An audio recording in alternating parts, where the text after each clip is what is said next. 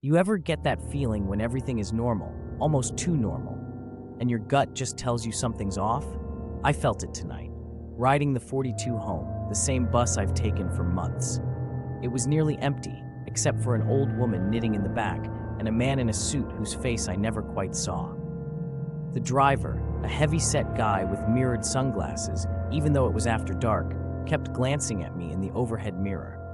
I tried to ignore it, but I couldn't shake the sensation that I was being watched a little too closely. About 20 minutes from my stop, the bus suddenly pulled over. There were no lights, no buildings, just empty fields and the distant hum of highway traffic.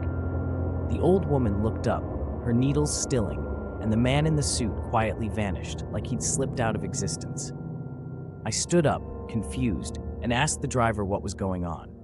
He just stared straight ahead and said, "Everyone has to wait here, no exceptions." I pressed the button for my stop anyway, but the doors stayed locked. My phone had no signal.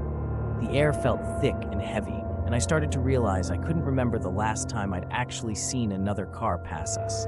I tried to talk to the old woman, but she just kept knitting the same row, never blinking, her hands moving too fast to be human. I pounded on the glass, desperate for any sign of life outside, but the field was empty, and the only sound was the soft whir of the bus's engine and the frantic clicking of her needles. That's when the driver finally turned to face me, taking off his sunglasses to reveal eyes that were not eyes at all, just endless, swirling darkness. "This is the transfer point," he rasped, his voice echoing in my head. "You don't remember boarding because you never left the last stop." The bus lights flickered. The doors slid open to reveal the night outside, black and endless, filled with whispering voices calling my name.